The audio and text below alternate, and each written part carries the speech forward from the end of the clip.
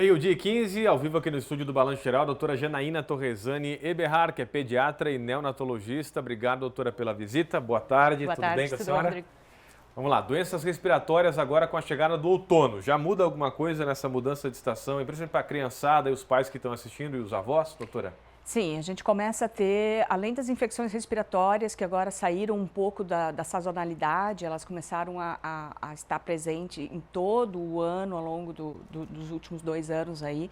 Nós temos agora um aumento das doenças respiratórias com base alérgica, principalmente por causa dos pólens e das alterações na floração das árvores que a gente tem agora no período de outono. Outono, isso já agora, quarta-feira, amanhã começa e aí já tem essa... A incidência E confunde aumenta, muito, doutora, com vamos lá, uma doença mais grave para uma mais tranquila, assim, doença respiratória com essa questão da mudança e do ar? A gente acaba confundindo um pouco por serem sintomas respiratórios, né? Coriza, tosse, mal-estar.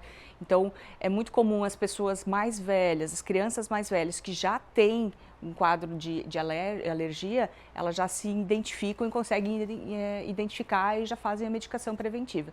Agora, as crianças menores é que acabam sofrendo mais, justamente porque não tem como... Não tem comunicação. Comunicar. E quais são as doenças mais comuns aí dessa mudança agora, já no outono, chegando a partir de amanhã, doutora? Nós começamos sempre com a rinite, que é um quadro alérgico nasal importante, com espirros, coceira, coriza.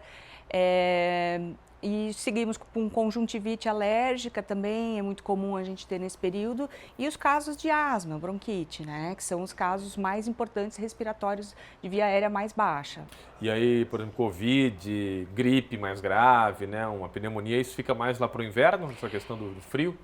Isso era o que a gente estava vendo até a pandemia. Agora, após a pandemia, a gente já houve uma mudança nesse padrão das doenças infecciosas e elas estão espalhadas pelo ano inteiro.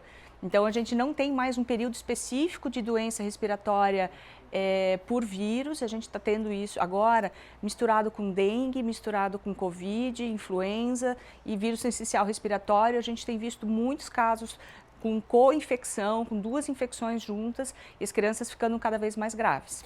Ó, tem perguntas aqui, várias, né, para a doutora Janaína. Vamos ver o Alexandre. Boa tarde, Rodrigo e todos da NDTV. Xarope caseiro é indicado para criança? E aí já aproveito, como mais proteger as crianças nesse período de outono aí, doutora? A gente evita ao máximo os xaropes de uma maneira geral para tosse, porque a tosse é um mecanismo de defesa da criança. É uma maneira da criança expelir aquilo que está incomodando na parte respiratória. Xaropes caseiros, como chá, um xarope às vezes com mel a partir de 1 ano, não teria tanto problema. Mas o ideal sempre é ter a recomendação do seu pediatra. Xarope, às vezes a tosse incomoda mais os pais do que a criança, a gente está falando fora do ar, doutora. Com certeza. É nessa linha mesmo. Com certeza. Às vezes a criança está dormindo, está tossindo, está conseguindo passar o seu dia a dia, fazer as suas atividades de alimentação, de brincadeira, de atividade escolar. E quem se incomoda mais é quem está de fora, que fica angustiado, querendo ajudar aquela criança ali que está com tosse. Mais uma pergunta aqui, a doutora Janaína, pediatra com a gente ao vivo aqui. Juliana, como saber se é gripe, dengue ou Covid? Meus filhos estão com gripe, mas tenho medo de ser algo mais grave. Como identificar aí os pais?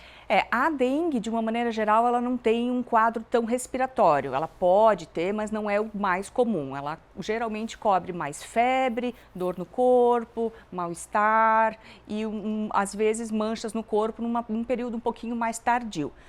Gripe, Covid e vírus essencial respiratório, geralmente eles se mesclam muito, só com o exame que a gente acaba tendo como saber certinho qual é. Os testes tem que ser feito em criança também, doutora? Criança também.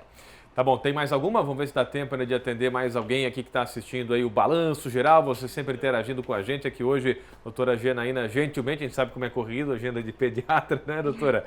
E neonatologista também, então veio aqui gentilmente atender aqui a nossa enorme audiência do Balanço Geral. Jaqueline, mais uma, rapidinho. Boa tarde, doutora. E ao Rodrigo, posso dar mel, minha bebê, de 1 ano?